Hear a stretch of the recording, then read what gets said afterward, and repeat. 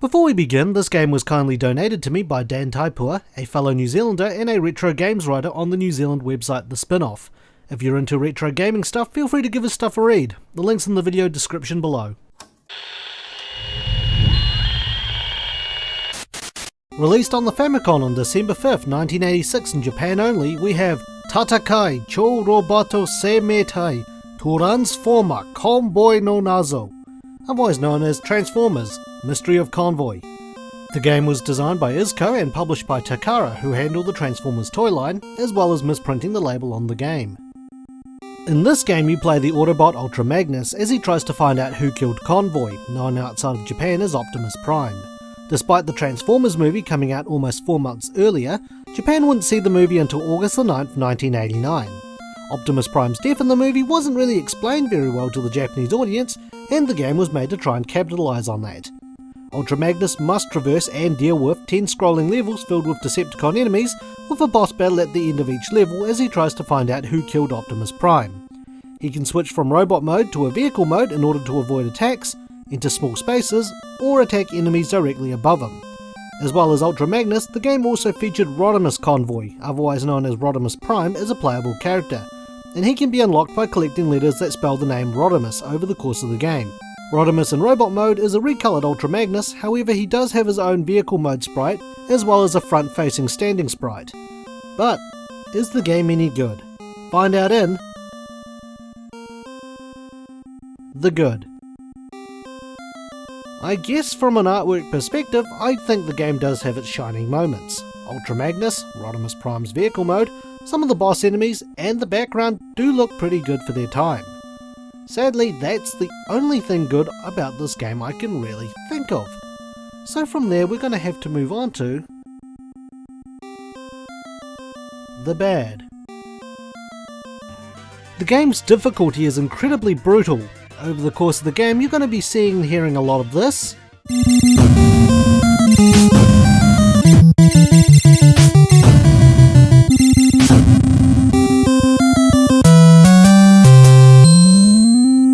And you'll be seeing a lot of this.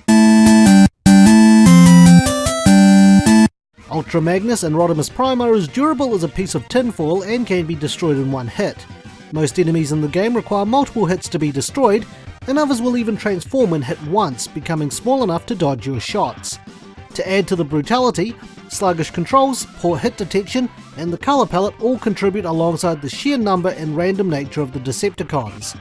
While you can transform in order to hit the smaller enemies in front of you, your missiles actually arch ahead, meaning if the enemy is too close, you're as good as dead as you cannot transform quickly enough to avoid them. Enemy shots do tend to blend in with the background, so you can easily mistake them for a star in some space levels, or it gets hidden with the white used on the mountains in one of the later levels.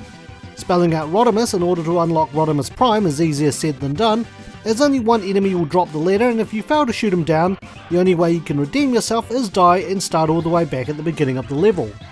In level 8, you actually have to find a secret part of the level in order to get the U in Rodimus. There is also a level warp feature available in which you must shoot a red Decepticon jet, whom I presume is Starscream, twice to rescue Bumblebee, who will allow you to skip levels. Again, much easier said than done. Some of the other boss designs are unique. While I can recognise Decepticons such as Menasor, Bruticus, Megatron, and Trypticon, other bosses include what appears to be the Nemesis, the ship the Decepticons travel to Earth in, a planet thingy with an eye on it, 2 planet thingies with eyes on them, and 3 different coloured Decepticon symbols firing an assortment of blasts at me. Beating the boss only requires you to hit the glowing part a few times, and after the seizure-inducing flashing which tells you you've beaten the boss, you can move on to the next level. Some of the level designs are just awful. While you have your traditional side-scrolling levels, there are a few levels where you need to navigate from the top of the screen to the bottom, or vice versa.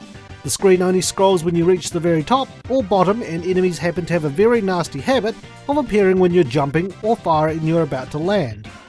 Also, there's a special place in hell for the folks who designed Level 9. Level 9 is your typical side-scrolling stage, however unless you know the correct path to take, once you reach the end of the level, you have to replay it. I ended up having to look up a guide on which path I needed to take in order to beat the level. The game has no clues or hints to guide you through the level, so on top of the difficulty, it's all trial and error just to even beat a level. But I think I've complained enough about this game, so it's time to give the opinion.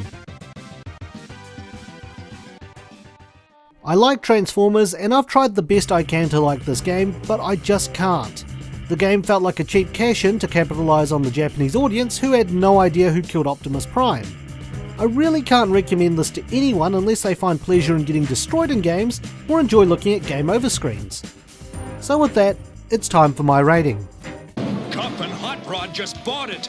I can't deal with that now. Out of 10.